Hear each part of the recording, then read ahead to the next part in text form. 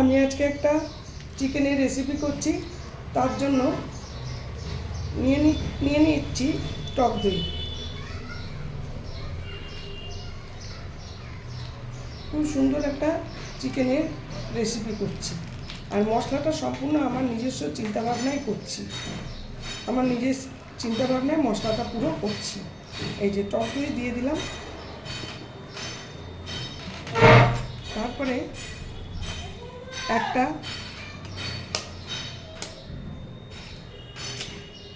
ডিম দিয়ে দিলাম,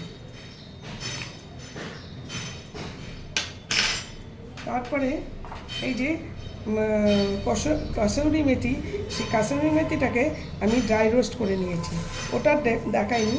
এটাকে একদম গুঁড়ো গুঁড়ো করে দিয়ে দেবো, একদম গুঁড়ো গুঁড়ো করে দিলাম, দিয়ে এর মধ্যে দিয়ে দিলাম। এর মধ্যে দিয়ে দেবো অরিগ্যানো। অরিগ্যানো যতটা মানে প্রয়োজন মতো অরিগ্যানো দেবো, বেশি দিলেও আবার তেতো হয়ে যাবে। অরিগ্যানো দিয়ে দেবো। এবার দিয়ে দিলাম ব্ল্যাক সল্ট। ব্ল্যাক সল্টটা দিয়ে দিলাম, কারণ 5টা চিকেনের ঠ্যাং দিয়ে করবো ব্ল্যাক সল্ট। এবারে দিয়ে দিলাম ব্ল্যাক পেপার। ব্ল্যাক পেপার দিয়ে দিলাম।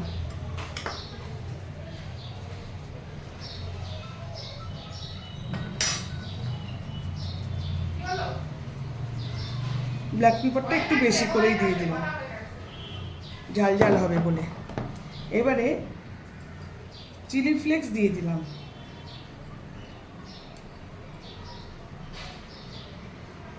চিলি ফ্লেক্স দিয়ে দিলাম। আর দেব পেপরিকা। পেপরিকা দিলে কালারটা খুব ভালো আসবে। পেপরিকা 1 চামচ দিয়ে দিলাম।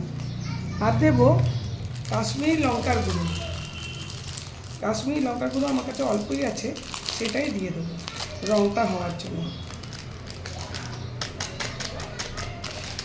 দিয়ে দিলাম। এবার এটা খুব সুন্দর করে মিক্স করতে হবে। তারপরে নুন এখনও দিইনি, একটুখানি মিক্স করি, তারপরে নুনটা দিচ্ছি। আমি নুন দিয়ে দেব, পরিমাণ মতো নুন দিয়ে দেব।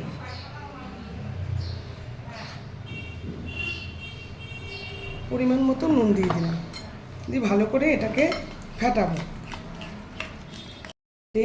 তেল দিয়ে দিলাম।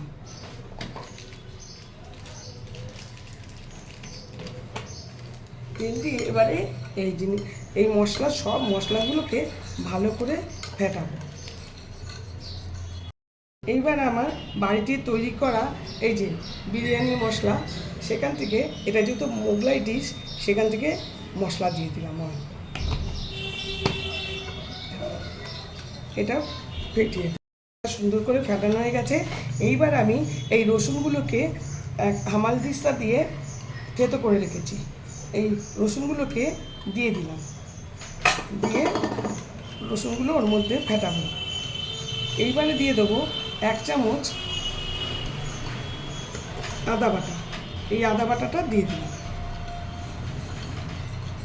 ভালো করে ফেটাবো। এই যে মশলাটা সব রেডি হয়ে গেছে তো, এইবারে এই 5টা ঠ্যাং, চিকেন ঠ্যাংগুলো এর মধ্যে, মশলার মধ্যে চুবিয়ে রাখবো। এই যে গায়ে সব কাটা কেটে দিয়েছি দাগগুলো, এগুলো আর দেখালাম না, টু লং হয়ে যাবে আমার ভিডিও। আর এটা সম্পূর্ণ আমার নিজের বুদ্ধি দিয়ে করছি, মশলাগুলো সবই। হ্যাঁ, তোমরা কিন্তু অবশ্যই করে দেখবে, অবশ্যই করবে। আমার আশা আছে ভীষণ সুন্দর হবে, কারণ কোনো কিছুই তো খারাপ জিনিস না। এই যে এইবারে এর মধ্যে পুরো রাখলাম। এইটা এখন ম্যারিনেট করে, এই পুরো মশলাগুলো দিয়ে ম্যারিনেট করে রাখলাম, যাতে মশলাগুলো পুরো চিকেনের মধ্যে ঢোকে। এইবার পরবর্তী স্টেপ আমি তোমাদের সন্ধেবেলায় দেখাবো, কারণ এটা সন্ধেবেলায় হবে। সিম থেকে একটু বেশি করেছি, প্রায় সিমেই আছে। এবার এটাকে ঢেকে দিলাম, হতে থাক। এইবার আমি ঢাকনাটা খুলবো। মাংস ছেড়ে গেছে, একদম মাংস ছেড়ে গেছে। খুব সুন্দর গন্ধ, সারা বাড়ি গন্ধে মম করছে।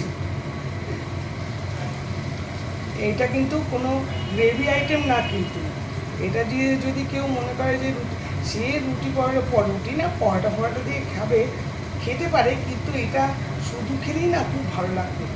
একদম কিন্তু হয়ে গেছে, মাংস একদম ছেড়ে যাচ্ছে।